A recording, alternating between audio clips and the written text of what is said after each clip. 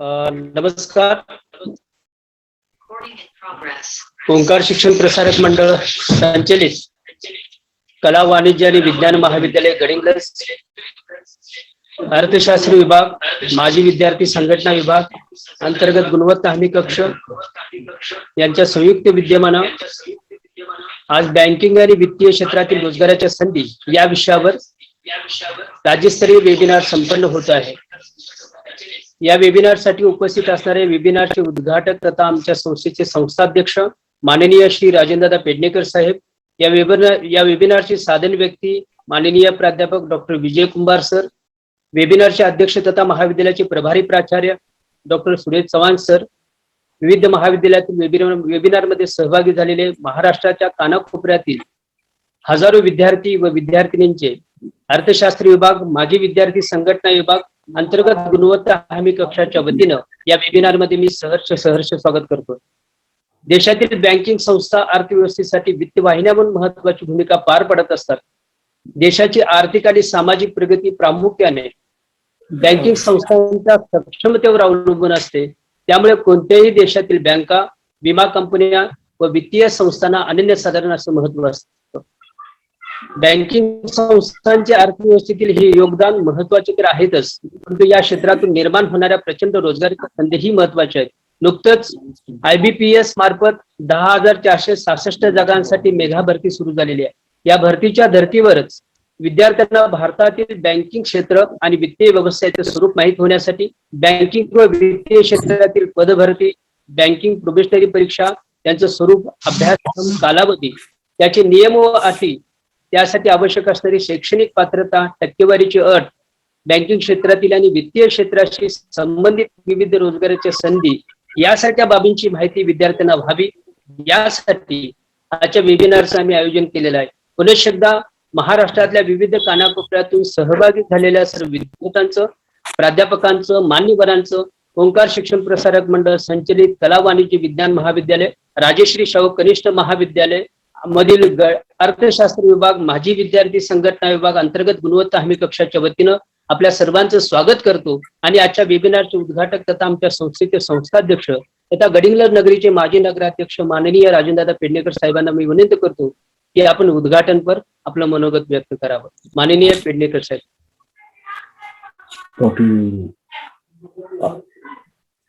Banking आणि वित्तीय क्षेत्रातील रोजगाराच्या संधी याविषयी आयोजित केलेल्या राज्यस्तरीय वेबिनार मध्ये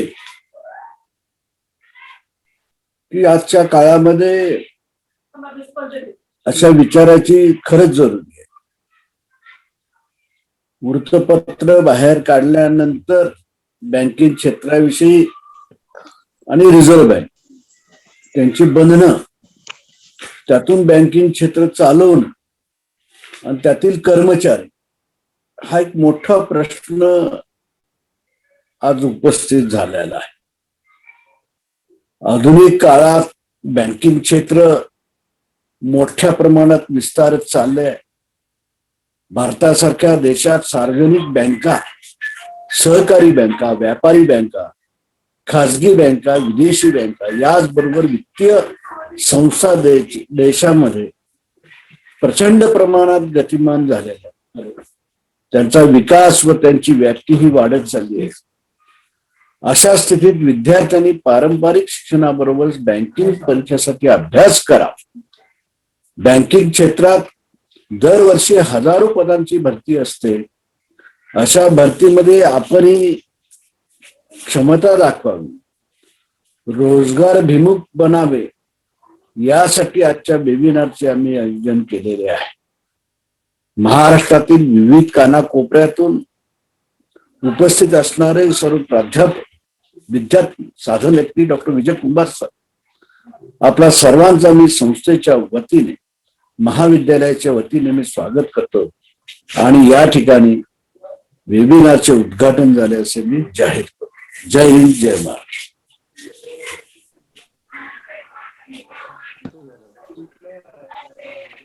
धन्यवाद साहेब. आपण अतिशय व्यस्त वेळापत्रकातून वेळ काढून किंवा या वेबिनार प्रसंगी उपस्थित राहिलात. आणि या वेबिनारचं उद्घाटन केलं. विद्यार्थ्यांनी पारंपरिक शिक्षणाबरोबरच बँकिंग परीक्षेसाठी अभ्यास करावा. बँकिंग क्षेत्रातील दरवर्षी हजारो पदांची भरती होत असते. अशा भरतीमध्ये आपली क्षमता दाखवावी, रोजगार अभिमुख बनावं अशी अपेक्षा या माध्यमातून व्यक्त केली. त्याबद्दल मी महाविद्यालय अर्थशास्त्र विभाग माजी विद्यार्थी संघटना अंतर्गत गुणवत्ता विकास मी आपल्या धन्यवाद करतो. यानंतर डॉक्टर ज्ञानराजे चिलकर सरांना मी वेबिनारचे साधन व्यक्ती माननीय प्राध्यापक डॉक्टर विजय कुंभार सर यांची थोडक्यात परिचय करून देण्याची विनंती करतो. चिखलीकर सर.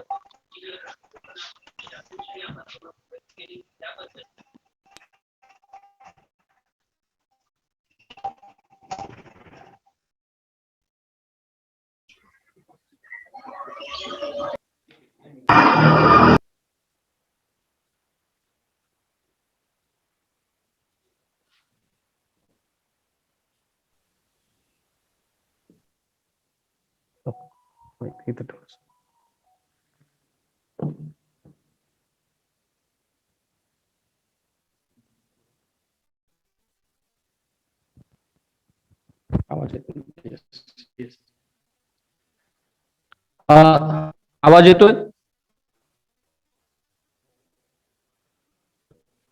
धन्यवाद तनगे सर. ओंकार शिक्षण संस्थेचं कला, वाणिज्य आणि विज्ञान महाविद्यालय गडिंग्लज, महाविद्यालयाची माजी विद्यार्थी संघटना आणि अंतर्गत गुणवत्ता हमी कक्ष यांच्या संयुक्त विद्यमानं आज या ठिकाणी आपण बँकिंग आणि वित्तीय क्षेत्रातील रोजगाराच्या संधी या विषयावर राज्यस्तरीय वेबिनारचं आयोजन आपण केलेलं आहे.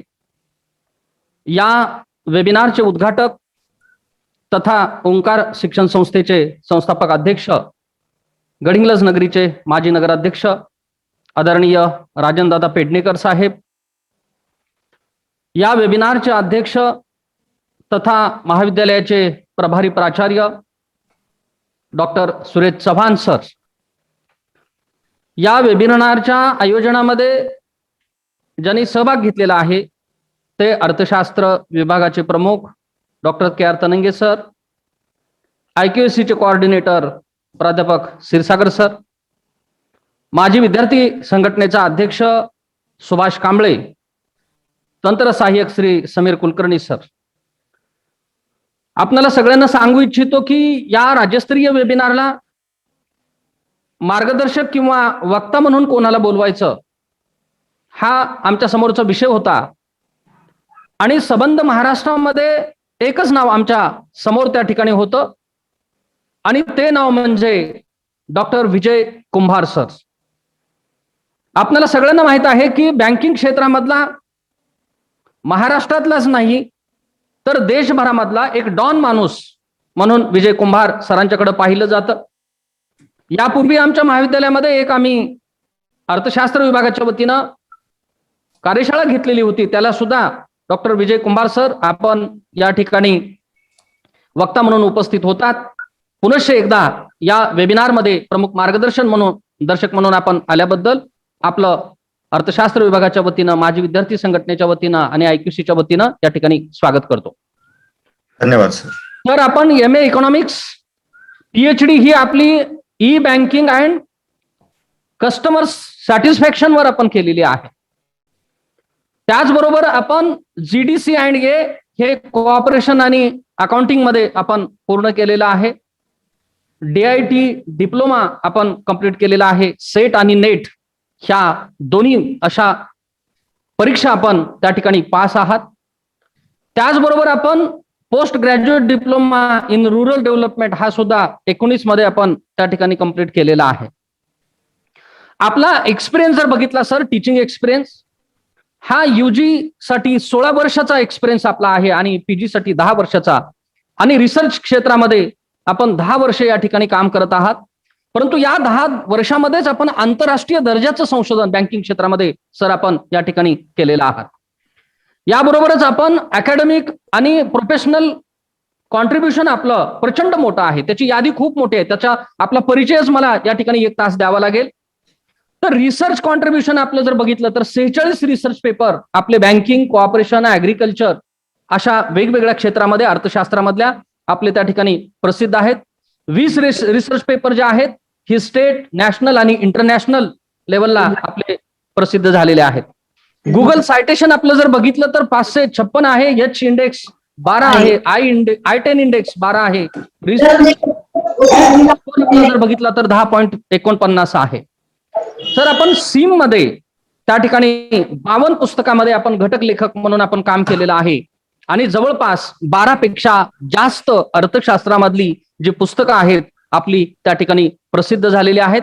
सर आम्हाला अभिमान वाटतो, आम्हालाच नाहीये संबंध महाराष्ट्राला अभिमान वाटतो की आपल्यासारख्या आंतरराष्ट्रीय दर्जाचा संशोधक या कार्यशाळेमध्ये, या वेबिनारमध्ये या ठिकाणी मार्गदर्शक म्हणून उपस्थित राहिलेला आहे. पुनश्च एकदा मी ओंकार शिक्षण संस्थेच्या वतीनं, महाविद्यालयाच्या वतीनं, अर्थशास्त्र विभाग, माजी विद्यार्थी संघटना आणि IQAC वतीनं आपलं या ठिकाणी स्वागत करतो. धन्यवाद सर. धन्यवाद चिखलीकर सर. मी आता वेबिनारचे साधन व्यक्ती डॉक्टर विजय कुंभार सरांना विनंती करतो की आपण आपलं मार्गदर्शन सुरू करावं. कुंभार सर.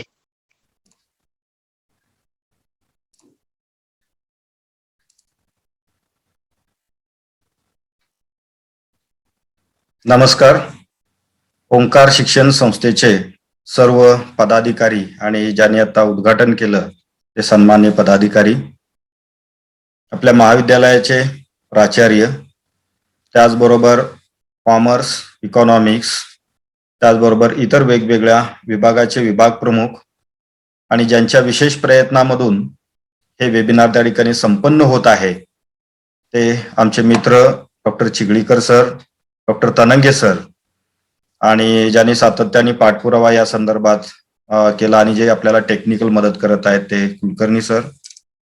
सर्वांना मी धन्यवाद देतो आणि माझ्या मुख्य विषयाकडे वळतो. विद्यार्थी मित्रो, तुम्ही सर्वजण खूप भाग्यवान आहात.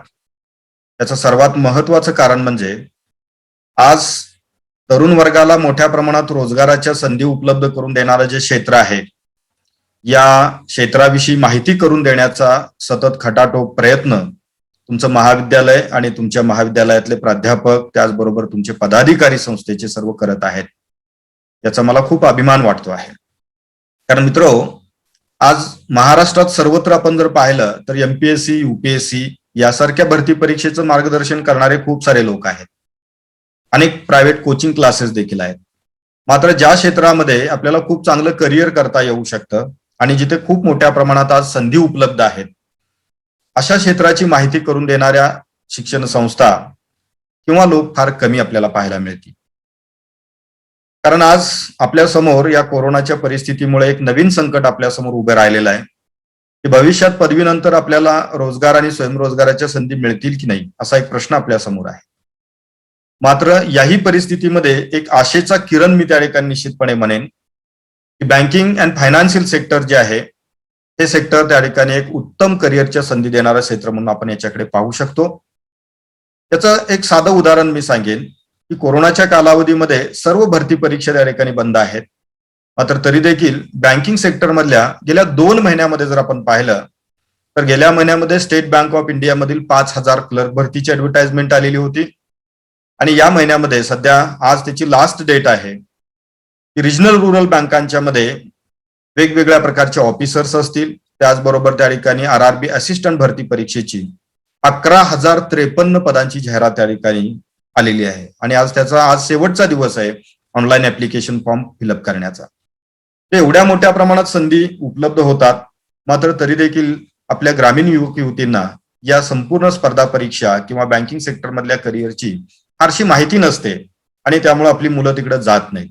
मात्र या ओंकार शिक्षण संस्थेच्या सर्व पदाधिकाऱ्यांना, प्राचार्यांना, त्याचबरोबर प्राध्यापकांना मी धन्यवाद देईन की आपण या वेबिनारच्या माध्यमातून ही संधी या सर्व विद्यार्थ्यांच्यासाठी उपलब्ध करून दिलेली आहे. मित्रो, या देशामध्ये जर आपण वेगवेगळ्या बँकिंग संस्था जर पाहिल्या तर विविध प्रकारच्या बँकिंग संस्था तुम्हाला पाहायला मिळतील की ज्यामध्ये वेगवेगळ्या राष्ट्रीयकृत बँक आहेत, खाजगी क्षेत्रातल्या new generation private sector banks आहेत, त्याचबरोबर old generation private sector banks आहेत, रिजनल रुरल बँक्स आहेत की ज्यांना आपण प्रादेशिक ग्रामीण बँका म्हणतो, कोऑपरेटिव्ह बँक्स आहेत, NABARD, RBI, NHB, Exim bank, SIDBI, IDBI यासारख्या वेगवेगळ्या सेक्टरमधल्या सुपरवायझरी अथॉरिटीज आहेत, फॉरेन बँक्स आहेत फॉरेन बँकांच्या नॉन बँकिंग फायनान्शियल इन्स्टिट्यूट्स आहेत आणि नव्याने सुरू झालेल्या या देशामधल्या पेमेंट बँक्स आहेत, स्मॉल फायनान्स बँक्स आहेत आणि यांच्या जोडीला वेगवेगळ्या इन्शुरन्स कंपनीज आहेत. हा खूप मोठा परीघ आहे आणि या परीघामध्ये आपल्याला रोजगाराच्या त्याचबरोबर स्वयंरोजगाराच्या खूप साऱ्या संधी आज उपलब्ध आहेत. मात्र या संधी जर आपल्याला मिळवायच्या असतील तर आपल्याला या सेक्टरविषयीची संपूर्ण माहिती पाहिजे. या सेक्टरमध्ये नेमक्या कोणत्या प्रकारच्या रोजगार संधी उपलब्ध आहेत आणि त्या रोजगार संधीपर्यंत आपल्याला जर पोहोचायचं असेल तर नेमकं आपल्याला काय करावं लागेल. या 2-3 गोष्टी अत्यंत महत्वाच्या असतात की ज्याचं मार्गदर्शन आपल्याला पुरेसं उपलब्ध होत नाही आणि म्हणून आपण त्या ठिकाणी असं म्हणतो की त्या ठिकाणी बँकिंग फायनान्शियल सेक्टर हे आपल्यासाठी नाही. कारण आम्ही अनेक ठिकाणी जातो त्यावेळेला आम्ही पाहतो की ग्रामीण भागातल्या विद्यार्थ्यांना या परीक्षा देखील माहीत नसतात. किंबहुना त्या ठिकाणी त्याचा अभ्यासक्रम काय असतो, कोण परीक्षा घेतं हे देखील आपल्याला माहित नसतं. आपल्याला एमपीएससी माहिती आहे, आपल्याला युपीएससी माहिती आहे, परंतु IBPS नावाची एक संस्था आहे की ज्याला institute of banking personal selection म्हटलं जातं, IBPS. ही संस्था दरवर्षी या बँका आणि वित्तीय संस्थांच्या मधील भरतीकरिता जवळजवळ वर्षभरात 12 ते 13 परीक्षा कंडक्ट करत असते आणि प्रायव्हेट सेक्टरमधल्या बँकांच्यासाठी या परीक्षा आणखी यापेक्षा अधिक वेगळ्या असतात. परंतु या परीक्षांच्या विषयी आपल्याला फारशी माहितीच नसते आणि मग त्या ठिकाणी आपण अर्जही करत नाही आणि आपण बँकेमध्ये ऑफिसर देखील होत नाही. मात्र आपण एक चित्र पाहिलं असेल की आपण जर बँकेमध्ये गेलो तर बँकेमधले अधिकारी पाहिल्यानंतर की आपल्याला निश्चितपणे असं वाटल्याशिवाय राहत नाही की मला पण अधिकारी व्हायचं आहे आणि मी पण अधिकारी झालो तर किती बरं होईल.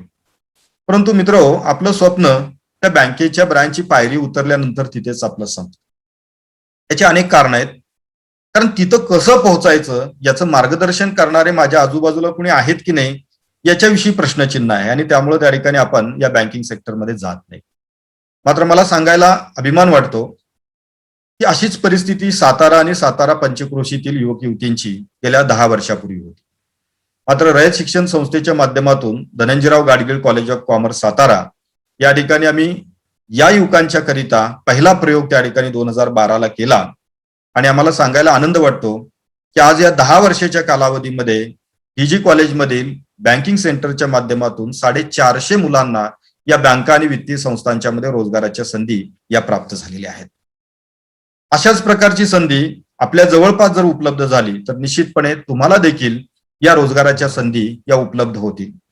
बँकिंग सेक्टरमधलं करिअर हे केवळ त्या ठिकाणी स्वतःच्या चरित्रार्थाचा प्रश्न सोडवणारं करिअर नाहीये, तर आपल्या आजूबाजूला असणारे शेतकरी, लघु उद्योजक, व्यावसायिक, ग्रामीण कारागीर आणि त्याचबरोबर बेरोजगार व्यक्ती यांचे आर्थिक प्रश्न सोडवण्याचं एक ते साधन आहे आणि त्या साधनामध्ये, त्या व्यवस्थेमध्ये आपण एक त्या ठिकाणी चेंज एजंट म्हणून आपल्याला प्रवेश करण्याची संधी आहे. जे बँकिंग सेक्टरमधल्या नोकरीमधून आपला उदरनिर्वाहाचा प्रश्न तर निश्चितपणे सुटतोच, प्रश्नच नाही, परंतु याच्याबरोबरच आपल्या आजूबाजूला असणाऱ्या लोकांचे आर्थिक प्रश्न सोडवण्यासाठी आपण माध्यम होऊ शकतो आणि म्हणून की आपण या बँकिंग सेक्टरकडे आपल्या चरितार्थाचा प्रश्न सोडवण्याच्या साधनाबरोबरच समाजसेवा करण्याचे एक माध्यम देखील समजलं पाहिजे. कारण आज जर तुम्ही बँकिंग सेक्टरमध्ये पाहिलं तर गरिबांना, दलित, वंचित, शेतकरी, भूमिहीन की यांना या राष्ट्रीयकृत बँका आपल्या वाटत नाहीत. याचं कारण म्हणजे त्या बँकेत बसलेला अधिकारी आपल्या जवळचा कुणी नाहीये, आपल्या परिसरातला कुणी नाहीये, त्याला माझी मराठी भाषा समजत नाहीये. बरेचसे त्या ठिकाणी इतर राज्यातून आलेले हिंदी भाषिक लोक आहेत आणि त्यामुळे ती बँक मला आपली वाटत नाही. आणि त्यामुळं जरी सरकार फायनान्शियल इन्क्लुजनचा प्रयत्न करत असलं तरी तो पूर्णपणे त्या ठिकाणी सक्सेस होत नाही. आणि तो खऱ्या अर्थानं सक्सेस करायचा असेल तर मित्र तुम्ही बँकेत आलं पाहिजे, तुम्ही बँकेमध्ये ऑफिसर झालं पाहिजे. म्हणजे तुम्हाला तुमच्या परिसरातल्या वेगवेगळ्या प्रश्नांची जाण असेल, उद्योग व्यवसायाची जाण असेल, शेती व्यवसायाची जाण असेल आणि त्या अनुषंगाने त्या लोकांचे प्रश्न सोडवण्यासाठी त्या बँकेमध्ये तुम्ही काम करू शकाल. आणि याच्यासाठी देखील आपल्याला बँकेत येण्याची गरज आहे असं मला त्या ठिकाणी वाटतं. मित्र, बँकेत यायचं म्हणजे नेमकं काय, तर बँकेत साधारणपणे 3 वेगवेगळ्या प्रकारचे पद असतात ज्यामध्ये क्लेरिकल किंवा असिस्टंट लेवल, दुसरा प्रकार असतो ऑफिसर केडर आणि तिसरा प्रकार असतो स्पेशालिस्ट ऑफिसर्स. क्लेरिकल किंवा असिस्टंट केडर मध्ये जर आपण पाहिलं तर त्यामध्ये institute of banking and personnel सिलेक्शनच्या माध्यमातून IBPS clerk, state bank of इंडियाच्या माध्यमातून SBI junior associate, SBI junior agriculture associate, RBI assistant, bank executive, business development associate, bank assistant यासारख्या वेगवेगळ्या पदांचे ऍडव्हर्टाइजमेंट दरवर्षी येत असतात आणि या माध्यमातून आपण क्लर्क या लेवलला त्या बँकिंग संस्थांच्या मध्ये एंट्री करू शकतो. ऑफिसर केडर मध्ये जर आपण पाहिलं probationary officer, management training, assistant manager, RRB officer grade B generalist, RRB officer grade B department of economics and policy research, RBI officer grade B department of statistics and information management, त्याचबरोबर SEBI officer, NABARD officer, national housing बँकेमध्ये officer, अशा अनेक वेगवेगळ्या प्रकारच्या पदांची भरती दरवर्षी होत असते. आणि या सर्व पदांच्या भरती परीक्षा institute of banking and personal selection या संस्थेच्या माध्यमातून म्हणजे IBPS माध्यमातून कंडक्ट केल्या जात असतात. तिसरी कॅटेगरी जी आहे ती म्हणजे स्पेशालिस्ट ऑफिसर्स, की ज्यामध्ये IT officer, agriculture field officer, राजभाषा अधिकारी म्हणजे हिंदी भाषा अधिकारी, law officer, HR and personal officer, marketing officer, chartered accountant, company secretary, treasury officer, RBI research officer यासारख्या स्पेशालिस्ट ऑफिसरच्या भरती परीक्षा दरवर्षी होत असतात. तर यामधल्या स्पेशालिस्ट ऑफिसर ही एक कॅटेगरी जर सोडली तर क्लर्क आणि असिस्टंट मधल्या सर्व पदांच्या करिता आणि ऑफिसर या कॅटेगरी मधला फक्त त्या ठिकाणी स्टॅटिस्टिकल ऑफिसर वगळता इतर सर्व पदांच्या करिता आर्ट्स, कॉमर्स, सायन्स, इंजिनिअरिंग या शाखेतील सर्व विद्यार्थी याला एलिजिबल आहेत. हे कोणत्याही शाखेतील पदवीधर विद्यार्थी की ज्याची पदवी पूर्ण झालेली आहे तो ऑफिसर या कॅटेगरी मधील सर्व पदांच्या करिता अर्ज करू शकतो एक्सेप्ट स्टॅटिस्टिकल ऑफिसर. आणि क्लेरिकल मधील सर्व पदांच्या करिता तुम्ही अर्ज करू शकता. तुम्ही जर त्या ठिकाणी MBA केलेला असेल किंवा त्या ठिकाणी CA केलेला असेल, कंपनी सेक्रेटरी झालेला असाल तर तुम्हाला स्पेशालिस्ट ऑफिसर या कॅटेगरी मधून पण अर्ज तुम्हाला करता येऊ शकतो. तर त्या ठिकाणी बऱ्याच विद्यार्थ्यांना हेच माहित नसतं की बँकेमध्ये ऑफिसर व्हायचं असेल तर आपल्याला एक अशी धारणा झालेली असते की माझं कॉमर्स ग्रॅज्युएट पाहिजे, MCOM पाहिजे, BCOM पाहिजे किंवा BA इकॉनॉमिक्स पाहिजे, MA इकॉनॉमिक्स पाहिजे. तर अजिबात असं नाहीये की या सेक्टर मधल्या क्लेरिकल किंवा असिस्टंट ऑफिसर या केडर मधल्या बहुतांश पदांकरिता त्या ठिकाणी आर्ट्स, कॉमर्स, सायन्स, इंजिनिअरिंग या ऍग्रिकल्चर यामधल्या कोणत्याही शाखेच्या पदवीधर व्यक्तीला अर्ज करता येऊ शकतो. मात्र स्पेशालिस्ट कॅटेगरीमध्ये मात्र IT ऑफिसरसाठी तुम्हाला अर्ज करायचा असेल तर IT मधलं ग्रॅज्युएशन हवं आहे. ऍग्रिकल्चर फील्ड ऑफिसरसाठी अर्ज करायचा असेल तर त्यामधलं ग्रॅज्युएशन, पोस्ट ग्रॅज्युएशन तुम्हाला पाहिजे. राजभाषा अधिकारी करिता अर्ज करायचा असेल तर हिंदी विथ इंग्लिश ग्रॅज्युएशन किंवा ट्रान्सलेशनचा कोर्स तुमचा झालेला असला पाहिजे. HR किंवा पर्सनल ऑफिसर करिता MBA झालेला असला पाहिजे.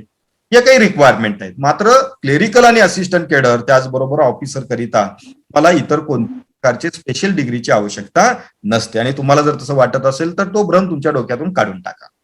अगदी BA मराठीचा विद्यार्थी देखील या बँक ऑफिसरच्या परीक्षा उत्तमपणे देऊ शकतो आणि तो बँकेमध्ये खूप चांगल्या प्रकारचा अधिकारी म्हणून काम करू शकतो. त्यामुळे कुठलाही न्यूनगंड हा तुमच्या मनामध्ये ठेवण्याची आवश्यकता नाहीये. फक्त इंग्लिश मधून ही परीक्षा देण्याची तयारी आपण त्या ठिकाणी करण्याची आवश्यकता असते आणि हे फार हायफाय इंग्लिशची गरज इथे अजिबात नाहीये. हे वेगवेगळ्या पदांच्या करिताची भरती परीक्षा प्रतिवर्षी त्या ठिकाणी होत असते. त्याचबरोबर रिजनल रुरल बँक ज्या त्याला आपण प्रादेशिक ग्रामीण बँका म्हणतो याची सध्या जाहिरात जी आलेली आहे की त्यामध्ये प्रामुख्याने office assistant multipurpose, officer scale 1, assistant manager या केडरसाठी तुम्ही अर्ज करू शकता. ऑफिसर स्केल 2 आणि स्केल 3 मधली जी पदं असतात त्याच्यासाठी फक्त अनुभवी व्यक्ती अर्ज करू शकतात. इतर सर्व जे बिना अनुभवी किंवा फ्रेशर्स आहेत की त्या ठिकाणी फक्त असिस्टंट मॅनेजर आणि ऑफिस मल्टीपर्पज याकरिता RRB मध्ये अर्ज करता येऊ शकतो. या व्यतिरिक्त DCC बँक आहेत, अर्बन कोऑपरेटिव्ह बँक आहेत, LIC आहे, GIC आहे, लाईफ इन्शुरन्स कॉर्पोरेशन ऑफ इंडियामध्ये असिस्टंट, त्याचबरोबर AAO म्हणजे असिस्टंट ऍडमिनिस्ट्रेटिव्ह ऑफिसर याही पदाकरिता कोणत्याही शाखेतील विद्यार्थी अर्ज करू शकतात. तर ही खूप सारी पदं आहेत. आता या सर्व पदांच्या बाबतीमधली जी काही भरतीची प्रोसेस जी आहे ती जर आपण त्या ठिकाणी पाहिली तर आताच मी तुम्हाला सांगितल्याप्रमाणे क्लर्क, असिस्टंट आणि बिझनेस डेव्हलपमेंट असिस्टंट करिता एनी ग्रॅज्युएट अर्ज करू शकतो. Probationary officer, management trainee, assistant करिता एनी ग्रॅज्युएट, RRB 1 करिता एनी ग्रॅज्युएट. जर याच्यामध्ये एक त्या ठिकाणी एक डिझायरेबल अशी कंडिशन आहे की जर कॉमर्स, मॅनेजमेंट यासारख्या विषयातून ऍग्रिकल्चर मधून जर तुम्ही ग्रॅज्युएट असाल तर RRB मध्ये प्राधान्य दिलं जातं. याचा अर्थ असा नाहीये की इतर शाखेचे विद्यार्थी अर्ज करू शकत नाहीत, तर सर्व शाखेचे विद्यार्थी यालाही अर्ज करू शकतात. फक्त स्पेशालिस्ट ऑफिसर कॅटेगरीमध्ये मात्र स्पेशल डिग्रीची आवश्यकता असते. तर सर्वसाधारणपणे एज क्रायटेरिया जर आपण पाहिला तर क्लर्क, असिस्टंट आणि BDA म्हणजे बिझनेस डेव्हलपमेंट असोसिएट या पदाकरिता किमान 18 वर्ष आणि कमाल 28 वर्ष ही त्या ठिकाणी एज क्रायटेरिया त्या ठिकाणी ठरवून दिलेला असतो. ऑफिसर कॅडर करिता किमान 20 वर्ष आणि कमाल 30 वर्ष. बँकेनुसार थोडाफार याच्यामध्ये फरक असू शकतो. स्पेशालिस्ट ऑफिसर करिता किमान 21 वर्ष ते कमाल 40 वर्ष हे त्या ठिकाणी एज लिमिट असतं. अर्थात SC, ST, OBC, physically disabled या कॅन्डिडेट करिता शासनाच्या नियमाप्रमाणे 5 वर्ष, 3 वर्ष, 10 वर्ष हे जे काही एज रिलॅक्सेशन असतं ते एज रिलॅक्सेशन आपल्याला मिळू शकतं. उदाहरणार्थ क्लेरिकल कॅडरसाठी SC कॅटेगरी मधला कॅन्डिडेट जर अर्ज करत असेल तर त्या ठिकाणी 33 वयापर्यंत तो अर्ज करू शकतो, कारण 28 + 5 वर्ष हे त्याला रिलॅक्सेशन त्या ठिकाणी मिळणार आहे. तर याप्रमाणे त्या ठिकाणी हे सगळे क्रायटेरिया मित्रो आपण फुलफिल करत असतो. मात्र तरी देखील आपल्याला केवळ या परीक्षा माहीत नसतात आणि म्हणून आपण यासाठी अर्ज करत नाही. तर या सर्व भरती परीक्षा जर आपण पाहिल्या तर त्याच्यामध्ये क्लेरिकलची जी भरती परीक्षा असते ती 2 स्टेजेस असते आणि ऑफिसर केडरची जी भरती परीक्षा असते त्यामध्ये प्रोबेशनरी ऑफिसर, मॅनेजमेंट आणि त्या ठिकाणी ऑफिसर स्केल 1. तर या पदाची भरती परीक्षा किंवा सिलेक्शन प्रक्रिया ही 3 स्टेजेस असते. क्लेरिकल करिता एक प्रिलिमिनरी एक्झाम असते 100 मार्क, त्यानंतर एक मेन्स एक्झाम असते आणि त्या ठिकाणी या मेन्स एक्झामच्या मार्क्सवरतीच तुमचं फायनल सिलेक्शन होणार आहे. म्हणजे क्लेरिकल किंवा असिस्टंट या पदाकरिता इंटरव्ह्यू नसतो. मात्र की त्या ठिकाणी ऑफिसर केडरसाठी जर तुम्ही अर्ज केला त्यासाठी प्रिलिमिनरी एक्झाम असते, त्यानंतर मेन्स एक्झाम असते आणि फायनली त्या ठिकाणी इंटरव्ह्यू आणि ग्रुप डिस्कशन याच्या आधारे तुमचं फायनल सिलेक्शन हे होणार आहे. तर यामध्ये आणखीन एक महत्वाचा भाग आपल्याला लक्षात घेणं गरजेचं आहे, तो म्हणजे या परीक्षा फक्त हिंदी आणि इंग्लिश याच माध्यमातून असतात आणि म्हणूनच आपले महाराष्ट्रीयन विशेषतः ग्रामीण युवक युवती या परीक्षेला अर्ज करत नाहीत. मात्र मी तुम्हाला आवर्जून सांगेन की या परीक्षेला अपिअर होण्यासाठी फार त्या ठिकाणी चांगलं इंग्लिश आलं पाहिजे अशी अट अजिबात कुठेही नाही. जे आपल्याला जेवढं इंग्लिश येत आहे त्याच्या आधारे आपण या परीक्षा देऊ शकतो आणि तुम्ही एकदा त्या ठिकाणी ट्राय केला तर तुम्हाला डेफिनेटली कॉन्फिडन्स. कारण या सर्व भरती परीक्षेमध्ये डिस्क्रिप्टिव्ह आन्सर कुठेही त्या ठिकाणी तुम्हाला लिहायचं नाही. एक्सेप्ट स्टेट बँक ऑफ इंडियाची जी प्रोबेशनरी ऑफिसरची परीक्षा असते तिथे एक 50 मार्काचा डिस्क्रिप्टिव्ह इंग्लिशचा पेपर असतो आणि त्याचेही मार्क फायनल सिलेक्शनला गृहीत धरले जात नाहीत. तिथे फक्त एक एसे रायटिंग आणि लेटर रायटिंगचा क्वेश्चन असतो. मात्र त्या ठिकाणी सर्व बाकीची परीक्षा ही मल्टिपल चॉईस असते, म्हणजे ऑब्जेक्टिव्ह असते, ऑनलाईन परीक्षा असते. जरी ती हिंदी किंवा इंग्लिश मधून असली तरी आपण सहजपणे त्याचा अर्थ समजून त्या प्रश्नाची उत्तरं देऊन त्याला टिकमार्क करू शकतो. एवढं इंग्लिश आपल्याला ग्रॅज्युएशन पर्यंत आलेलं असतं. त्यामुळे आपण अजिबात त्याची भीती बाळगण्याची आवश्यकता नाहीये. आता या सगळ्या सिलेक्शन प्रोसेस मधला हा बेसिक टप्पा आहे की आपण क्लेरिकल साठी अर्ज करत असू तर त्या ठिकाणी प्रिलिमिनरी एक्झाम आणि मेन्स एक्झाम या 2 स्टेजमध्ये त्या ठिकाणी तुमचं सिलेक्शन होणार आहे आणि ऑफिसर केडर करिता मात्र मेन्स एक्झाम नंतर तुम्ही त्या ठिकाणी इंटरव्ह्यूला अपिअर होता आणि इंटरव्ह्यू आणि मेन्स एक्झामचे मार्क्स या दोन्हीच्या आधारे तुमचं फायनल सिलेक्शन हे होणार आहे. आता इथे एक गोष्ट लक्षात घ्या की शॉर्टलिस्टिंग साठी एक क्रायटेरिया जो असतो तो म्हणजे जे प्रिलिमिनरी एक्झामला बसलेले कॅन्डिडेट्स आहेत त्याच्यामधून एका पदाकरिता 10 कॅन्डिडेट शॉर्टलिस्ट केले जातात. म्हणजे त्या ठिकाणी जर एक पद भरती करावयाची असेल तर त्या ठिकाणी एका पदासाठी एकास 10 प्रमाणे प्रिलिमिनरी एक्झाम मधून विद्यार्थी शॉर्टलिस्ट केले जातात.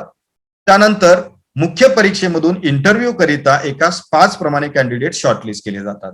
तर या शॉर्टलिस्टच्या लिस्टमध्ये आपण येण्यासाठी आपल्याला खूप अभ्यास करावा लागतो आणि त्या पद्धतीनं जर आपण अभ्यास केला तर निश्चितपणे या परीक्षा चांगल्या पद्धतीनं आपण उत्तीर्ण हे होऊ शकतो. आता महत्वाची समस्या जी असते म्हणजे नेमका या परीक्षेचा अभ्यासक्रम काय आहे, तर मी सुरुवातीलाच आपल्याला सांगेन की या ज्या काही सर्व पदं जी मी तुम्हाला 3 वेगवेगळ्या कॅटेगरी मधली सांगितली, क्लेरिकल, ऑफिसर, स्पेशालिस्ट ऑफिसर, तर या सर्व भरती परीक्षांच्या करिता जो अभ्यासक्रम असतो त्याच्यामध्ये महत्वाचे 5 विषय असतात. यामध्ये एक असतो त्या ठिकाणी इंग्लिश लँग्वेज, दुसरा असतो न्यूमरिकल ॲबिलिटी किंवा क्वांटिटेटिव्ह ॲप्टिट्यूड, तिसरा असतो रिझनिंग ॲबिलिटी, चौथा त्या ठिकाणी विषय असतो कम्प्युटर अवेअरनेस आणि 5वा विषय असतो GK related to banking, finance, economy, insurance and current affairs. हा कंबाईन एक विषय असतो. म्हणजे पुन्हा एकदा रिपीट करतो मग मी, इंग्लिश लँग्वेज, न्यूमरिकल ॲबिलिटी किंवा quantitative aptitude, reasoning ability, computer awareness आणि 5वा घटक असतो GK related to banking, finance and insurance. या 5 विषयाची तुम्ही तयारी केली तर या देशातली कोणतीही बँकिंग, फायनान्स, इन्शुरन्स मधली भरती परीक्षा तुम्ही देऊ शकणार आहात. आणि बहुतांश 90% परीक्षा या त्या ठिकाणी मल्टिपल चॉईस ऑनलाईन प्रकारच्या असतात. त्यामुळे तिथे डिस्क्रिप्टिव्ह स्वरूपात उत्तर लिहिण्याची कुठेही आवश्यकता नसते. आता काही या ज्या महत्वाच्या परीक्षा आहेत की त्याचं सिलेक्शन प्रोसेस आणि सिलेबस काय असतो, एक्झामिनेशन पॅटर्न काय असतो, तो त्या ठिकाणी मी स्क्रीनवरती डिस्प्ले केलेला आहे. जर क्लेरिकल लेवलची एक्झाम असेल तर तिथे पहा, प्रिलिमिनरी एक्झाम ही 100 मार्काची असेल, त्याला 1 तासाचा वेळ असतो आणि ही ऑनलाईन परीक्षा असते मल्टिपल चॉईस. त्यामध्ये इंग्लिश लँग्वेज, न्यूमरिकल ॲबिलिटी आणि रिझनिंग ॲबिलिटी याचे 30, 35, 35 असे 100 क्वेश्चन्स असतील. ही परीक्षा पास झाल्यानंतर जो शॉर्टलिस्ट होईल तो कॅन्डिडेट त्या क्लेरिकल भरतीची त्या ठिकाणी मेन्स एक्झाम देऊ शकतो. तर मेन्स एक्झाम मधला जर अभ्यासक्रम जर तुम्ही पाहिला तर या मेन्स एक्झाम मध्ये जनरल अँड फायनान्शियल अवेअरनेस, की ज्यामध्ये बँकिंग, फायनान्स, इकॉनॉमी, इन्शुरन्स या कंटेंटचा समावेश असतो, त्याचे त्या ठिकाणी 50 क्वेश्चन्स असतील. त्याचबरोबर इंग्लिश लँग्वेज 40 क्वेश्चन्स असतील. रिझनिंग ॲबिलिटी आणि कम्प्युटर ऍप्टिट्यूड हा त्या ठिकाणी एकत्रित विभाग इथे आहे, त्याला त्या ठिकाणी 60 मार्क्स असतील आणि क्वांटिटेटिव्ह ऍप्टिट्यूडला 50 मार्क्स असतील. अशी 200 मार्कांची ही परीक्षा असणार आहे आणि त्यासाठी एकूण 160 मिनिटाचा वेळ असेल. मात्र इथे सेक्शनल त्या ठिकाणी टायमर आहे, तो लक्षात घ्या. आपण ऑनलाईन एक्झाम सुरू केल्यानंतर जर आपण फायनान्शियल अवेअरनेसचा सेक्शन सोडवायला घेतला तर पहिली 35 मिनिट आपल्याला तोच सेक्शन सोडवावा लागतो. 35 मिनिटानंतर तुम्ही दुसरा सेक्शन सिलेक्ट करू शकता. यामध्ये आणखीन एक अट अशी असते की प्रत्येक विषयाचा जो कट ऑफ लागेल, म्हणजे समजा त्या ठिकाणी फायनान्शियल अवेअरनेसचा कट ऑफ 50 पैकी जर 25 लागला तर किमान 25 गुण त्याच्यामध्ये मला मिळालेच पाहिजे. तेवढे किमान गुण मिळाले तर तुम्ही त्या ठिकाणी पुढच्या स्टेजसाठी शॉर्टलिस्ट हे होऊ शकता. आणखीन एक महत्वाची बाब याच्यामध्ये असते, या सर्व परीक्षेमध्ये निगेटिव्ह मार्किंग असतं, म्हणजे पेनल्टी फॉर रॉंग आन्सर्स. म्हणजे एक जर चुकीचं उत्तर आपण दिलं तर 0.25 मार्क्स त्या ठिकाणी लेस होतात. म्हणजे 4 चुकीची उत्तरं दिली तर मिळालेल्या मार्कांच्या मधील 1 मार्क आपला लेस होणार आहे. आणि या क्लेरिकल भरतीच्या परीक्षेमध्ये आपण मेन्स एक्झाम मध्ये जर खूप चांगले मार्क्स जर आपण मिळवले तर आपलं फायनल सिलेक्शन होण्यापासून आपल्याला कुणीही अडवू शकणार नाही, कारण ही 2 स्टेजेस सिलेक्शन प्रोसेस असते. क्लेरिकल लेवलच्या बाबतीमध्ये मी बोलतोय. आता ऑफिसर केडरला, प्रोबेशनरी ऑफिसर आणि मॅनेजमेंट ट्रेनी लेवलला जर आपण पाहिलं तर प्रिलिमिनरी एक्झामचं स्वरूप जर पाहिलं तर तुम्हाला तेच सेक्शन्स पुन्हा दिसतील, तेच कंटेंट तुम्हाला दिसतील. ही देखील हिंदी आणि इंग्लिश मधून परीक्षा असते. 1 तासाचा कालावधी असतो. 30, 35, 35 असं मार्कांचं विवरण आपल्याला दिसेल आणि 100 मार्काची परीक्षा असते.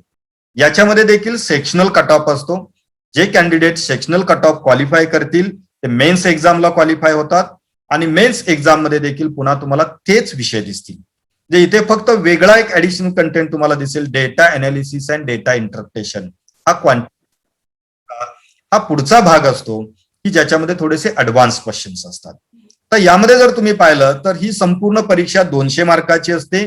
Multiple choice, objective type, English आणि हिंदी भाषेतून देता येते. त्याच्यासाठी देखील विशिष्ट टायमिंग निर्धारित करून दिलेलं आहे.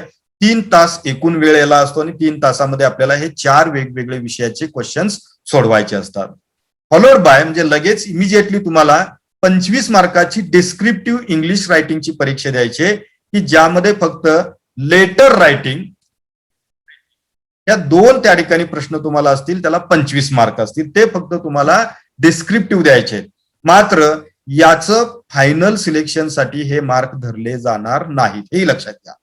फायनल मार्क तुमचे कुठले धरले जातील तर ह्या एमसीक्यू परीक्षेमधून जे 200 पैकी तुम्हाला मार्क मिळालेले आहेत त्यापैकी मार्क्स आणि इंटरव्ह्यू मध्ये तुम्हाला मिळालेल्या 100 पैकी मार्क्स याच्या आधारे तुमचं फायनल सिलेक्शन त्या ठिकाणी केलं जाणार आहे. म्हणजे इथे फरक काय आला की क्लेरिकल लेवलला फक्त प्रिलिमिनरी एक्झाम आणि मेन्स एक्झाम आहे.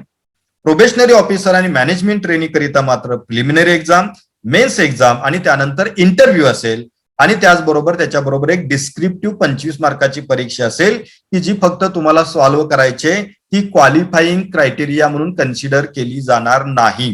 म्हणजे त्याचे मार्क्स तुमच्या फायनल सिलेक्शनसाठी धरले जाणार नाहीत. ती फक्त एक क्वालिफाईंग एक्झाम आहे. म्हणजे तुम्हाला लिहिता येतं का, लेटर रायटिंग आणि एसे रायटिंग करता येतं का, एवढंच त्याच्यामध्ये तपासलं जाणार आहे. तर याला आपण प्रोबेशनरी ऑफिसर आणि मॅनेजमेंट ट्रेनीची सिलेक्शन प्रोसिजर म्हणतो. त्याचबरोबर ज्यांना आरआरबी म्हणजे रिजनल रुरल बँका, प्रादेशिक ग्रामीण बँकांच्या मध्ये त्या ठिकाणी एंट्री करायची, त्यांची जी काही असिस्टंट आणि ऑफिसर स्केल 1 या भरती परीक्षा ज्या असतात की ज्याची जाहिरात सध्या त्या ठिकाणी आहे आणि आज लास्ट डेट आहे त्याची, तर त्याची प्रिलिमिनरी एक्झाम ही फक्त 80 मार्काची असते आणि त्यामध्ये 2च विषय असतात, रिजनिंग, न्यूमरिकल ॲबिलिटी आणि क्वांटिटेटिव्ह ॲप्टिट्यूड. असिस्टंट करिता न्यूमरिकल ॲबिलिटी असते आणि ऑफिसर स्केल 1 करिता क्वांटिटेटिव्ह ॲप्टिट्यूड हा विषय असतो. म्हणजे इथे 40 मार्कांची 80 असे 2 त्या ठिकाणी सेक्शन्स असतील आणि 45 मिनिटाचा कालावधी असेल. याला मात्र मित्र तुम्हाला मराठीचा ऑप्शन उपलब्ध आहे. म्हणजे ही परीक्षा तुम्हाला मराठी, हिंदी, इंग्लिश या तिन्ही भाषेतून देता येते. त्याचबरोबर याच्यामधून जे शॉर्टलिस्ट होतील त्यांना या RRBची मुख्य परीक्षा देता येईल.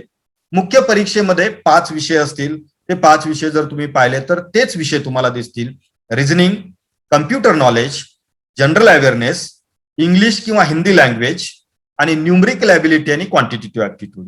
फक्त इथे क्वेश्चनची डिफिकल्टी लेवल थोडी प्रिलिमिनरी एक्झाम पेक्षा थोडीशी हायर असते, एवढाच काय तो त्याच्यामध्ये फरक असतो. तर याच्यामध्ये जर तुम्ही पाहिलं तर त्या ठिकाणी ही टोटल जर त्या ठिकाणी परीक्षा जर तुम्ही लक्षात घेतली तर रिझनिंगसाठी 50 मार्क आहेत, कम्प्युटर नॉलेजसाठी 20 मार्क आहेत, जनरल अवेअरनेससाठी 40 मार्क आहेत, इंग्लिश लँग्वेज करिता इंग्लिश किंवा हिंदी लँग्वेज यापैकी एक तुम्ही निवडू शकता, 40 मार्क्स आहेत, न्यूमरिकल ॲबिलिटी किंवा क्वांटिटेटिव्ह ॲप्टिट्यूड करिता 50 मार्क्स असतील.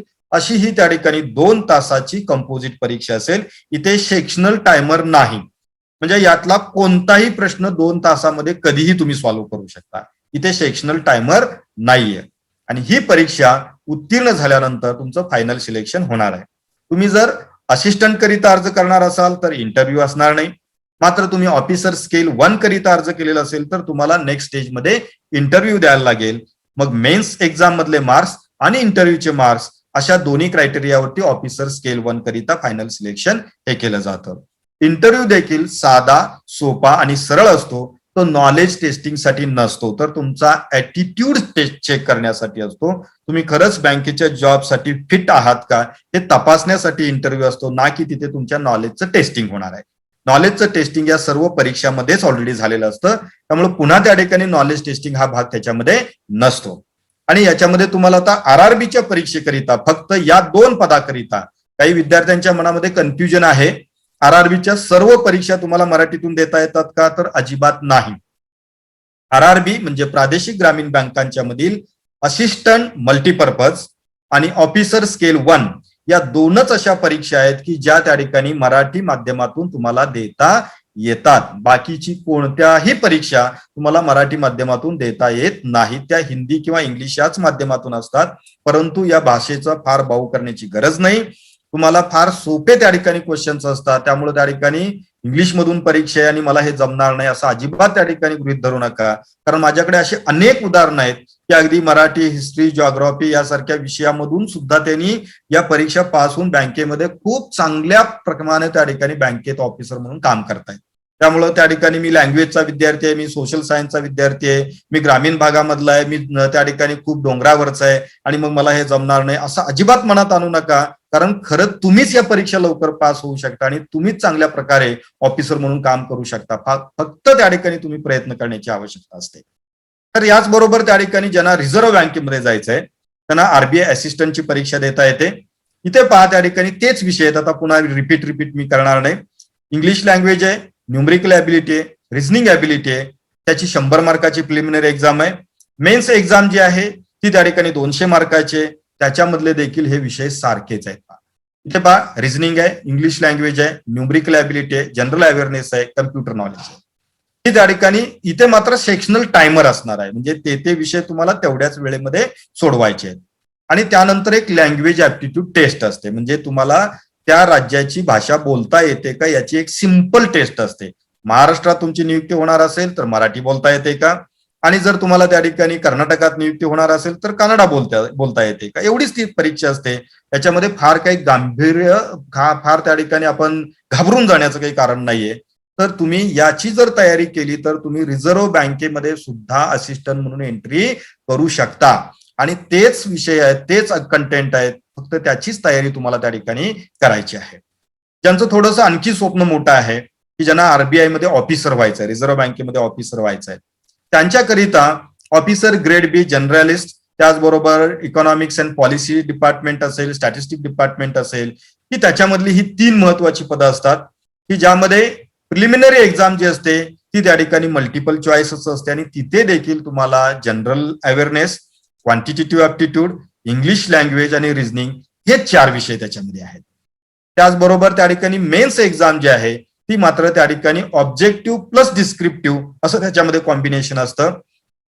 तुम्ही जर त्या ठिकाणी जर्नलिस्ट म्हणून ऑफिसर ग्रेड बी मधून परीक्षा देत आहात तर इकॉनॉमिक अँड सोशल इश्यूची 100 मार्काची परीक्षा असेल.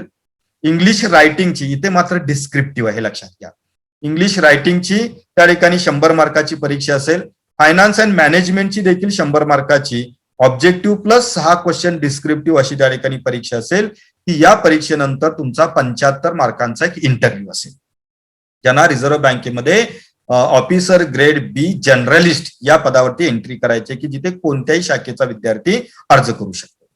आता याच मध्ये दुसरा एक प्रकार असतो तो म्हणजे DEPR, department of economic and policy research. इथे इकॉनॉमिक्स, कॉमर्स, स्टॅटिस्टिक्स, मॅथमॅटिक्स या विद्यार्थ्यांना अधिक प्रेफरन्स असतो.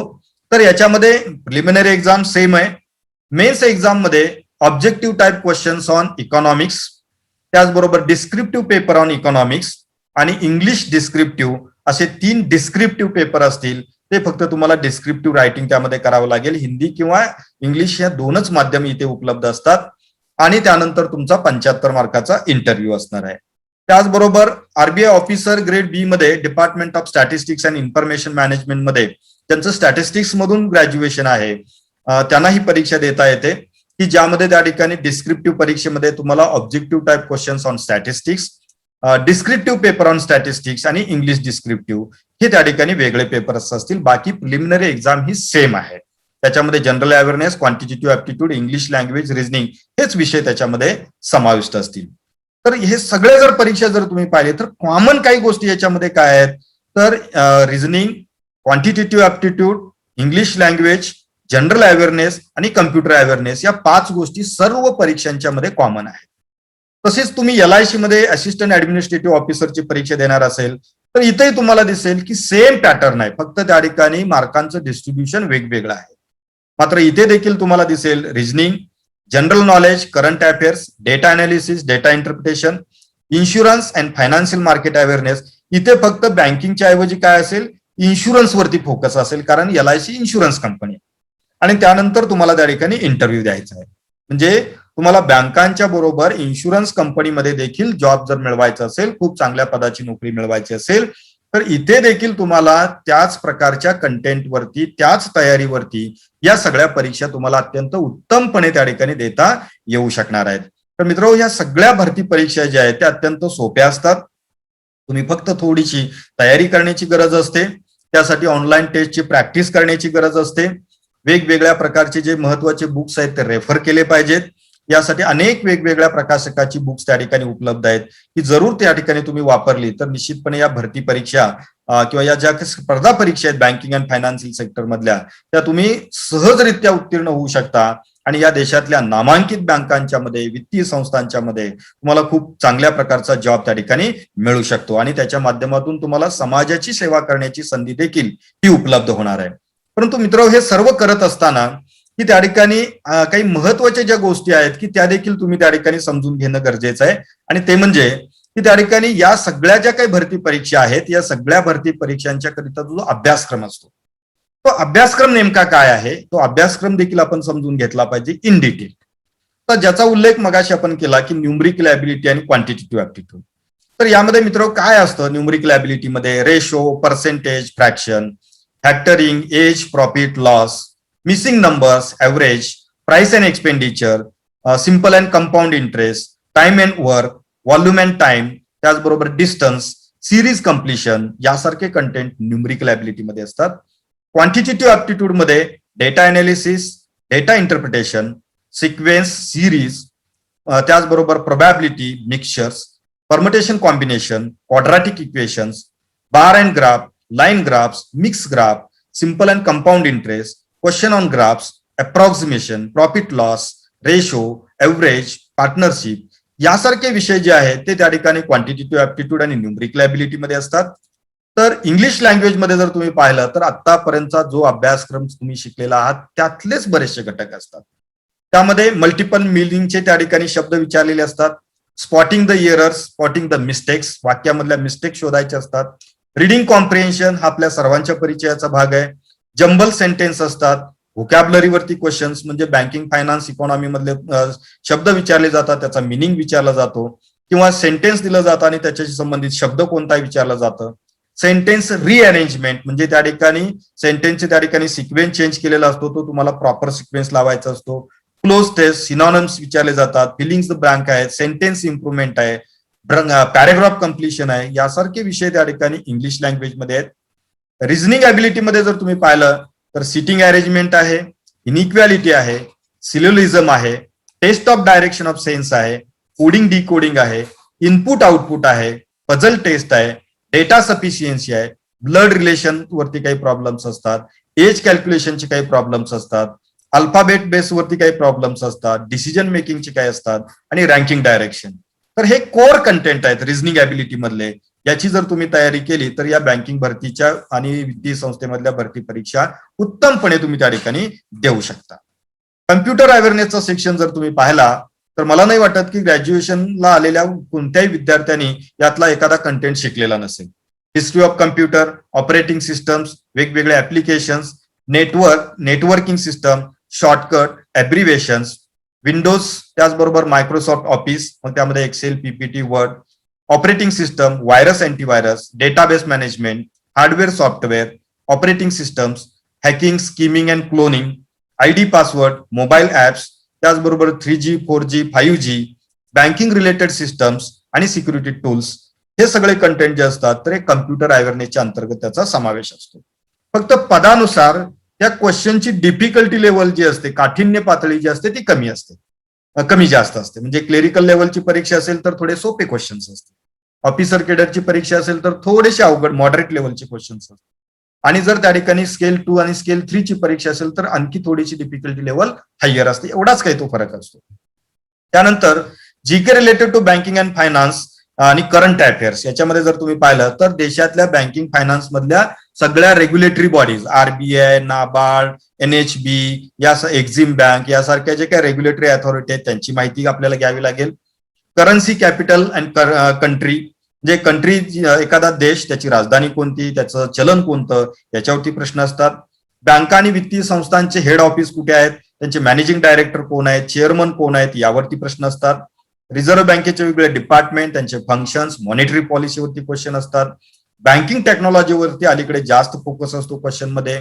बँकांच्या टॅगलाईन्स आणि बँकिंग टर्म्स वरती क्वेश्चन्स असतात. बँकांच्या टॅगलाईन जर आपण पाहिल्या तर फॉर एक्झाम्पल बँक ऑफ महाराष्ट्राची 1 फॅमिली 1 बँक, अशा अनेक वेगवेगळ्या बँकांच्या वेगवेगळ्या टॅगलाईन ज्या असतात त्याप्रमाणे टॅगलाईन्स वरती क्वेश्चन्स असतात. इंडियन इकॉनॉमी मधल्या वेगवेगळ्या सेक्टरवरती क्वेश्चन्स असतात. गव्हर्नमेंटच्या वेगवेगळ्या महत्वाच्या स्कीम्स, त्याची वर्ष, त्याचे बेनिफिशरी, बजेट, टॅक्सेशन, त्याचबरोबर करंट अफेअर्स मध्ये sports, science, technology, books and award, नवीन वेगवेगळ्या अपॉइंटमेंट्स कोणाकोणाच्या झाल्या, त्यामध्ये गेल्या 6 महिन्यामधल्या महत्वाच्या घडामोडी, नॅशनल इंटरनॅशनल न्यूज आणि वेगवेगळे स्पोर्ट इव्हेंट्स जे असतात याच्यावरती करंट अफेअर वरती, म्हणजे एक असं मिक्सिंग आहे या विषयामध्ये. म्हणजे बँकिंग आहे, फायनान्स आहे, इंडियन इकॉनॉमी आणि करंट अफेअर्स, या सगळ्या गोष्टीवरती त्या ठिकाणी तुम्हाला प्रश्न हे विचारले जाणार आहेत. तर अशा प्रकारचे त्या ठिकाणी हे महत्वाचे हे त्या ठिकाणी सेक्शन्स तुम्हाला त्यामध्ये पाहायला मिळतील.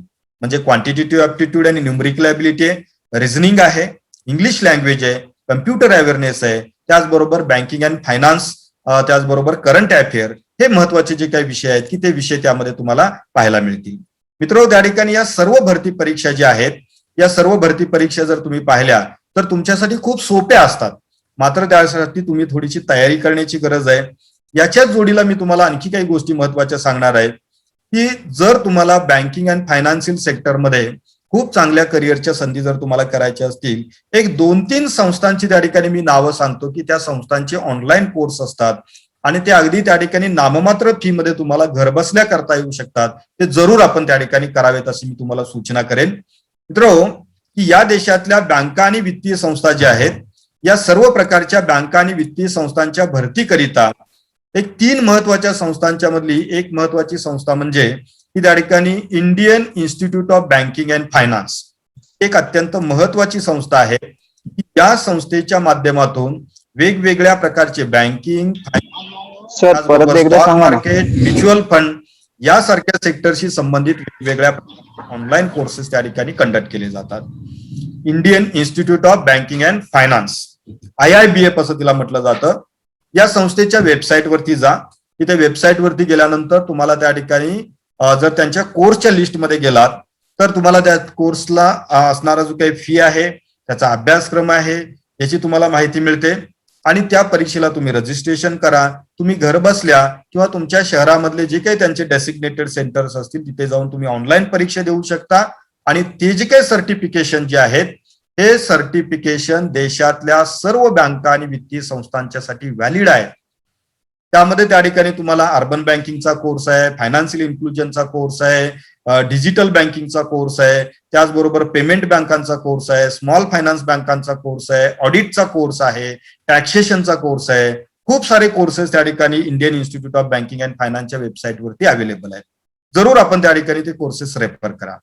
दुसरी संस्था जी आहे ते म्हणजे ज्यांना थोडंसं स्टॉक मार्केट आणि फायनान्समध्ये इंटरेस्ट आहे अशा विद्यार्थ्यांनी त्या ठिकाणी जर त्या ठिकाणी BSc इन्स्टिट्यूट, BSc म्हणजे बॉम्बे स्टॉक एक्सचेंज आपल्याला माहिती आहे, या बॉम्बे स्टॉक एक्सचेंजनी एक ट्रेनिंग इन्स्टिट्यूट सुरू केलेली आहे की ज्याला आपण BSc इन्स्टिट्यूट असं आपण म्हणतो. या BSc इन्स्टिट्यूटच्या वेबसाईटला जर आपण त्या ठिकाणी गेलात तर या BSc इन्स्टिट्यूट कडून खूप सारे कोर्सेस त्या ठिकाणी चालवले जातात. या BSc इन्स्टिट्यूटच्या वेबसाईटवरती जाऊन तुम्ही त्या ठिकाणी या वेगवेगळ्या कोर्सेसची माहिती घ्या की ज्यांना थोडंसं स्टॉक मार्केट, म्युच्युअल फंड यासारख्या सेक्टरमध्ये जर अधिक इंटरेस्ट असेल तर आपण जरूर त्या ठिकाणी या वेबसाईटवरती जाऊन त्याची माहिती घ्या. तिथे registration fee, registration process, eligibility या अनुषंगाने आवश्यक असणारी जी काही माहिती तुम्हाला अपेक्षित आहे ही सगळी माहिती तुम्ही स्क्रीनवरती जर त्या ठिकाणी इथे पाहत असाल तर तुम्हाला दिसेल की या BSc इन्स्टिट्यूट लिमिटेड या संस्थेच्या माध्यमातून पहा stock market, finance, account, foreign exchange, venture capital, technical analysis, mutual fund, merger and acquisitions, IPO process, fundamental analysis, त्याचबरोबर फायनान्शियल स्टेटमेंट अनालिसिस यासारखे कोर्सेस इथे अवेलेबल आहेत. BSc इन्स्टिट्यूटच्या बरोबरच त्या ठिकाणी national institute of security market नावाची एक संस्था आहे, ज्याला NISM असं म्हटलं जातं. सेबीच्या प्रयत्नामधून सुरू झालेली ही संस्था आहे. ही संस्था देखील अनेक वेगवेगळ्या प्रकारचे सर्टिफिकेशन कोर्सेस त्या ठिकाणी ऑफर करते, ज्यामध्ये स्टॉक मार्केटच्या अनुषंगाने ज्यांना रजिस्ट्रार आणि शेअर ट्रान्सफर एजंट म्हणून काम करायचं आहे की त्यांच्यासाठी त्या ठिकाणी कोर्स अवेलेबल आहे. म्युच्युअल फंडचा फाउंडेशन कोर्स आहे, डिस्ट्रीब्युटरचा कोर्स आहे, डिपॉझिटरी ऑपरेशन मध्ये ज्यांना काम करायचं आहे त्यांच्यासाठीचे कोर्सेस आहे. सिक्युरिटी ऑपरेशन मध्ये ज्यांना इंटरेस्ट आहे, ज्यांना रिस्क मॅनेजमेंटच्या प्रॅक्टिसेस मध्ये इंटरेस्ट आहे ते सिक्युरिटी ऑपरेशन अँड रिस्क मॅनेजमेंटचा कोर्स करू शकतात. इक्विटी डेरिव्हेटिव्ह सर्टिफिकेशन कोर्स आहे, मर्चंट बँकिंग कोर्स आहे, इन्व्हेस्टमेंट ऍडवायझरी कोर्स आहे, त्याचबरोबर त्या ठिकाणी इक्विटी सेल्स सर्टिफिकेशनचा कोर्स आहे, त्याचबरोबर कॉमन डेरिव्हेटिव्हचा कोर्स इथे अवेलेबल आहे.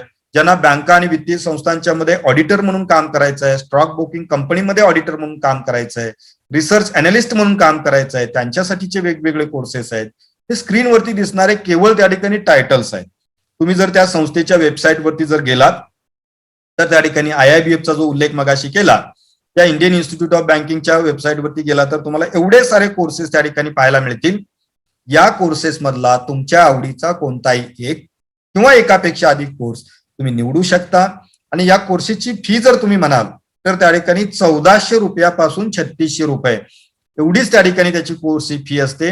एवढी फी तुम्ही भरली तर तुम्हाला या देशातल्या नामांकित संस्थांचं सर्टिफिकेट घरबसल्या तुम्हाला मिळवता येऊ शकतं की ज्याचा उपयोग तुम्हाला बँकिंग सेक्टरमध्ये नोकरीसाठी जर तुम्ही गेला तर प्राधान्याने तुमचं सिलेक्शन होण्यासाठी त्याची मदत ही निश्चितपणे तुम्हाला होणार आहे. ज्यांना GST मध्ये इंटरेस्ट असेल तर पहा BSc इन्स्टिट्यूटचा गुड्स अँड सर्व्हिस टॅक्सचा म्हणजे GSTचा देखील कोर्स इथे अवेलेबल आहे.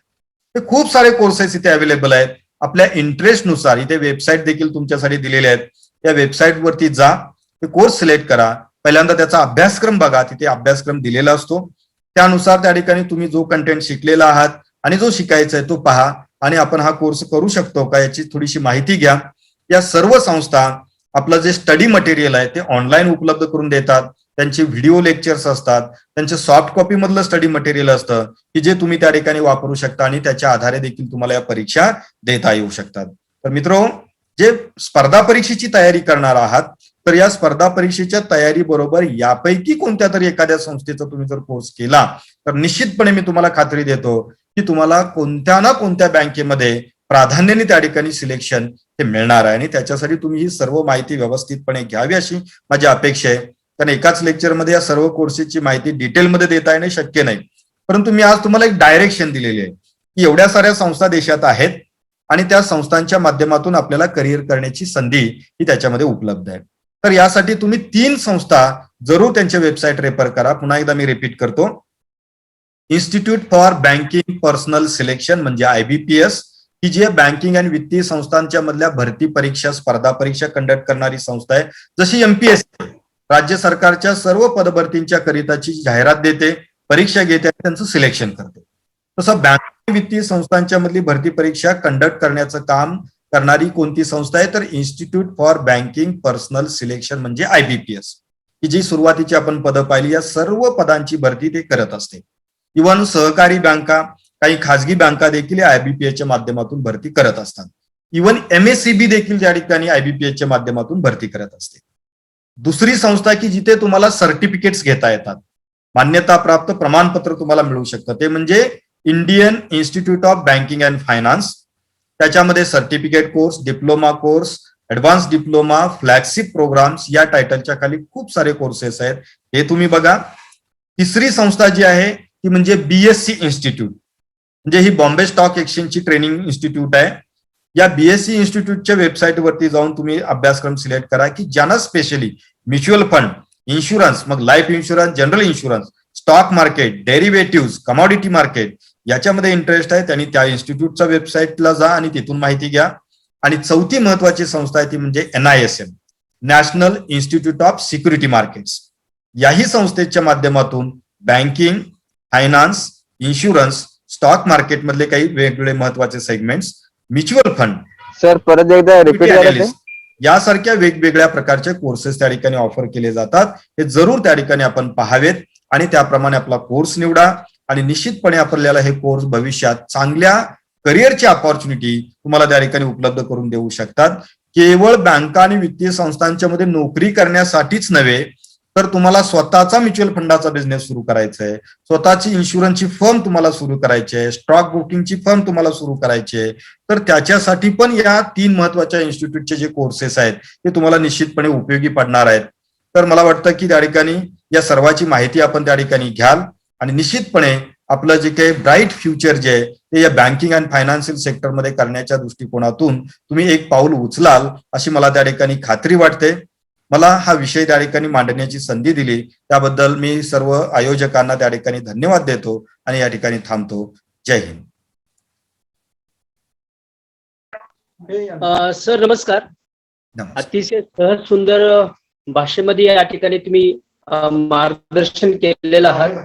सर आम्हाला एक विनंती करायची की तुमच्याकडे जर वेळ असेल तर काही मुलांनी प्रश्न विचारलेले आहेत, त्या प्रश्नांचा निश्चित. आपण निश्चित घेऊया, आपण काही महत्वाचे प्रश्न घेऊ.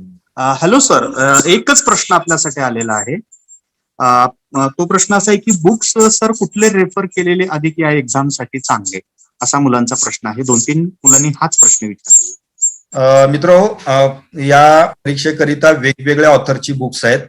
तसं इथून मला एखाद्या स्पेसिफिक ऑथरचं बुक सजेस्ट करणं मला फारसं काही, परंतु जी मुलं सिलेक्ट झालेली आहेत त्या मुलांनी जे काही महत्वाचं स्टडी मटेरियल वापरलं त्यातली काही महत्वाची बुक्स मी आपल्याला सांगेन. क्वांटिटेटिव्ह ऍप्टिट्यूड आणि रिझनिंग करिता RS अग्रवालचं बुक दी बेस्ट आहे. जे काही मुलांनी मला ते चॅट बॉक्समध्ये देखील टाकलेलं मी पाहिलं. RS अग्रवाल यांचं क्वांटिटेटिव्ह ऍप्टिट्यूड आणि रिझनिंग, मग व्हर्बल आणि नॉन व्हर्बलची 2 सेपरेट बुक्स मिळतात, ते अत्यंत चांगली आहेत. त्याचबरोबर त्या ठिकाणी तुम्हाला जर इतर बुक्स पाहिजे असतील तर या बँकिंग भरती परीक्षेच्या अनुषंगाने अनेक वेगवेगळ्या प्रकारची प्रकाशनं आहेत की ज्यामध्ये प्रामुख्याने जर तुम्ही पाहिलं अरिहंत पब्लिकेशन नावाचं एक दिल्लीचं पब्लिकेशन आहे की ज्यांची पुस्तकं खूप मोठ्या प्रमाणात त्या ठिकाणी हे भरती परीक्षेची मुलं जे आहेत ते वापरत असतात. त्याचबरोबर अनेक ऑनलाईन स्टडी मटेरियल अवेलेबल करून देणाऱ्या पण ऑर्गनायझेशन्स आहेत की ज्यामध्ये बँकिंग सर्व्हिसेस क्रोनिकल नावाची एक संस्था आहे की ज्यांचे प्रिंटेड बुक्स पण असतात, त्यांचं ऑनलाईन स्टडी मटेरियल पण असतं. बँकिंग सर्व्हिसेस क्रोनिकल नावाचं एक मॅगझिन आहे, तर मी तुम्हाला विनंती करेन की सर्वांनी ते मॅगझिन सबस्क्राईब करा त्यामध्ये खूप चांगलं मटेरियल येतं. त्याचबरोबर भरती परीक्षेच्या बाबतच्या वेगवेगळ्या इंटरव्ह्यू येत असतात. त्याचबरोबर काही मॉक टेस्ट पण त्याच्यामध्ये येत असतात, तर त्याही तुम्ही जरूर वापरा. त्याचबरोबर त्या ठिकाणी अड्डा 24 नावाची एक संस्था आहे. या संस्थेच्या माध्यमातून देखील ऑनलाईन स्टडी मटेरियल त्या ठिकाणी उपलब्ध करून दिलं जात असतं. तेही तुम्हाला त्या ठिकाणी वापरता येऊ शकतं. तुम्ही सर्वजण टेक्नोसेवी आहात. तुम्ही जर त्या ठिकाणी वेगवेगळे मोबाईल स्मार्टफोन जर वापरत असाल तर तुम्ही वेगवेगळे मोबाईलचे ऍप वापरता. तर तुम्ही गुगल प्ले स्टोअरला गेलात तर तिथं तुम्ही फक्त बँकिंग रिक्रुटमेंट किंवा IBPS एक्झाम असं जर तुम्ही सर्च केलं तर खूप सारी ऍप्स तुम्हाला त्या ठिकाणी मिळतील की जे त्या ठिकाणी स्टडी मटेरियल देतात, ऑनलाईन लाईव्ह त्या ठिकाणी कोचिंग करतात. अर्थात कुठल्याही संस्थेचं मी इथून शिफारस त्या ठिकाणी करणार नाही, तसं कुठलंही एखादं नाव त्या ठिकाणी घेणं उचितही ठरणार नाही. तर मोस्टली जी मुलं वापरतात तर ते जे वेगवेगळे बुक्स वापरतात ते मी तुम्हाला सांगितलेलं आहे. या व्यतिरिक्त तुम्हाला जे काही वेगवेगळे कन्व्हिनियंट वाटणारी, सोप्या भाषेत आहेत असं वाटतंय अशी बुक्स तुम्ही त्या ठिकाणी रेफर करावीत. त्यासाठी तुम्ही जर जे आता सध्या बँकेमध्ये ऑफिसर म्हणून नव्याने जॉईन झालेली जी मुलं आहेत तुमच्या परिसरामधल्या बँकेमध्ये आलेली असतात तर त्यांना आपण भेटा, त्यांच्याकडून माहिती घ्या आणि ती जी काही नवीन प्रोबेशनरी ऑफिसर्स आहेत, मॅनेजमेंट ट्रेनी म्हणून सिलेक्ट झालेली आहेत, ती अगदी तुम्हाला चांगल्या पद्धतीचं गायडन्स याहीपेक्षा करू शकतात. कारण एक सार्वजनिक प्लॅटफॉर्मवरती कुठल्या तरी एखाद्या संस्थेचं नाव रेकमेंड करणं फारसं इथे संयुक्तिक ठरत नाही.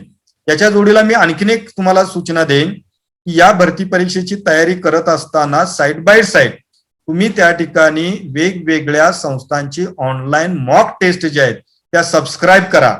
त्यामध्ये खूप साऱ्या वेगवेगळ्या संस्था आहेत, तर कोणाचं नाही कोणाचं तरी त्या ठिकाणी ऑनलाईन टेस्ट सबस्क्राईब करा आणि त्याची प्रॅक्टिस करा. जेवढी तुम्ही प्रॅक्टिस अधिक कराल तेवढं तुम्हाला सक्सेस लवकर मिळण्याची शक्यता आहे. कारण आतापर्यंत आपल्याला 100 मार्काची परीक्षा 3 तासात देण्याची सवय लागलेली आहे. मात्र मित्रांनो, इथे 100 मार्काची परीक्षा आपल्याला 60च मिनिटात द्यायची. जरी मल्टिपल चॉईस असली तरी आपली कसरत होते आणि म्हणून त्या ठिकाणी त्याचं प्रॅक्टिस जर तुम्ही केलं, प्रॉपर टाइम मॅनेजमेंट जर तुम्हाला त्या ठिकाणी करता आलं तर त्याचा खूप चांगला फायदा तुम्हाला या परीक्षेमध्ये कट ऑफ क्वालिफाय करण्यासाठी आणि फायनल सिलेक्शनसाठी खूप मोठ्या प्रमाणात तुम्हाला त्या ठिकाणी होणार आहे.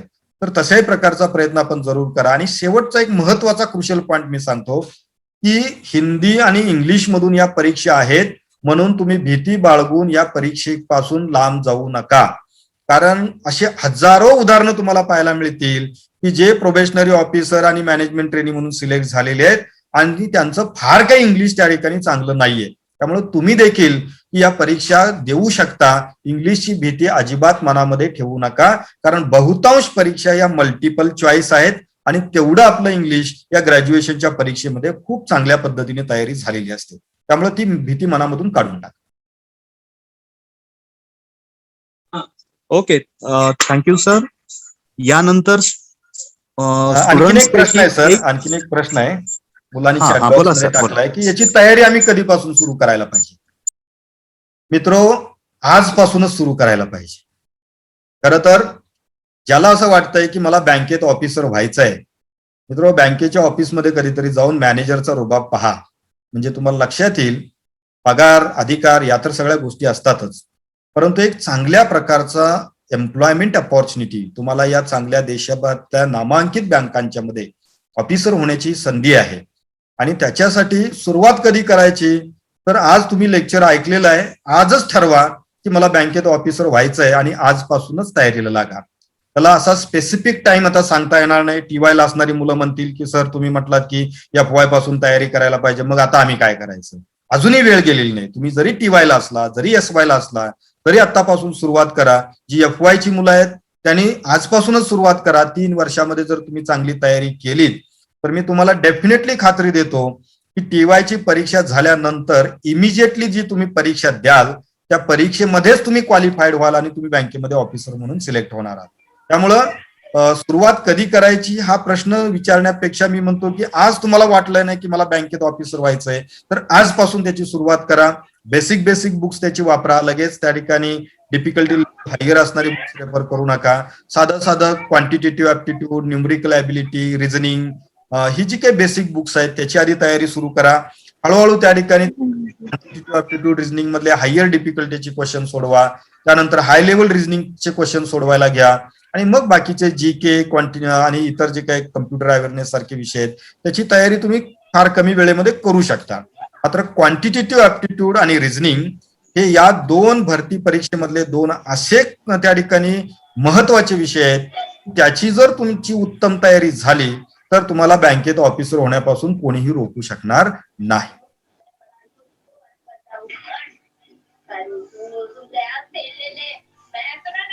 धन्यवाद सर. अतिशय अभ्यासपूर्ण आपण विवेचन या ठिकाणी केलं. अतिशय सुंदर अशा पद्धतीनं भारतातील बँकिंगसाठी आवश्यक असणारी शैक्षणिक पात्रता, अभ्यासक्रम आणि निवड प्रक्रिया व बँकिंग क्षेत्रातील 20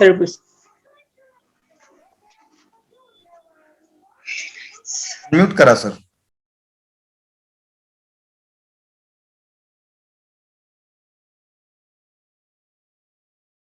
तनंगे सर अनम्यूट करा.